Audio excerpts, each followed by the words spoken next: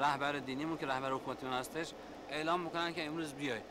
دیگه مردم از توده مردم، هم از جوون، پیر، کوچک، بزرگ، حتی کودک، پیرزن، پیرمرد، از همه اقشار مختلف مردم میان تو صحنه. دیگه اینا رو نمیتونن رد کنن، یعنی اینا رو نمیتونن منعکس نکنن. همه دنیا میاد. از یک سطحی اگه اهانت به دین ما بیشتر گذشت، اونجا دیگه رهبر دینی حکم میده و اون حکم قابل اجرا هستش. کما اینکه همین الان هم برای سلمان رشدی قابل اجرا است، اون حکم هنوز قابل اجرا هستش و اگه واسه سلمان رشدی دیگه هم پیدا بشه باز همون برنامه تکرار خواهد شد و هنوز هم اون حکم مقاماتش باقی هستش. یعنی همین الان هم اون قابل اجراست. به اون چرا که هم اون قابل اجراست. اون چرا که ایشان ترسیم میکنن ما دنبال رو همون هستیم و اعتقاد داریم که با وحدت رویه کامل و مطیع کامل ولی امر مسلمین و رهبری معظم انقلاب میتونیم به راحتی جلوی همه این موارد رو بگیریم و انشاءالله این انقلاب رو تحویل امام عصر رو میدیم انشاءالله.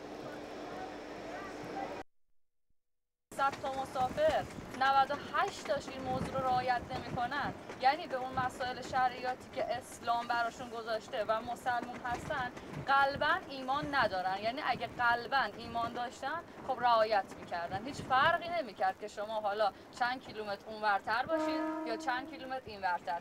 هر 2 ماه یه بار میام تو این سفر می‌بینم از 100 تا مسافر 98 تاشون رعایت نمی‌کنن، پیش خودم میگم که خب ایمان ندارن به اون مسائل، یعنی قلباً ایمان ندارن، فقط لفظنه که ایمان دارن.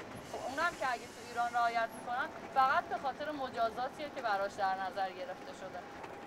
خب ایناش خب برای من جالبه، اینه که ببینم خب چقدر روحیه آدما فرق میکنه میاد اینجا، چقدر شادترن. شما الان این فیلم رو همون دیشبو که تو رستوران بود در نظر بگیرید با همون قطار ایران، خب ببینید چقدر اونجا مثلا احساس می‌کرده که همه افسردگی دارن اینا، ولی موقع دیشب هر می‌دیدید اصلا پیش خودتون میگفتید نه چقدر ایرانی‌ها سرزنده‌ان، شادن، انرژی مثبت میدن به آدم اینا. ولی اونجا خب هر کی می‌دید اصلا خب کسل بود و تو فکر بود و بعد اینه که مثلا مشکلی براش تو مرز، همه استرس اینو داشتن، یا مثلا مشکلی تو مرز نداشته باشن که نتونن بیان و اینا، بعد که خب همه اومدن ورود و خروجشون رو زدن خب خیلی فرق کرد دیگه، همه استرس ها برطرف شد. مردم دیگه ببینید دیگه از این چیزا خسته شدن. اگه آزادی بهشون بدن کاری دیگه به دولت ندارن و حرفای دولت هم دیگه پوچ و بی‌معنی میشه برای مردم. اون قوانینی که وضع کردن برای مردم هیچ ارزشی براشون نداره دیگه. همین بزرگترین، به نظر خودم بزرگترین دلیل برای اینکه دولت بخواد از مردم بترسه، بهشون اعتماد نداشته باشه. خب 100% همینطوریه. خب اصلا فقط نمیشه گفت زن، خب هر انسانی دلش میخواد بهش مثلا بها بدن، شخصیت بدن، اعتماد به نفس داشته باشه. خب همه دوست دارن اینجوری باشن.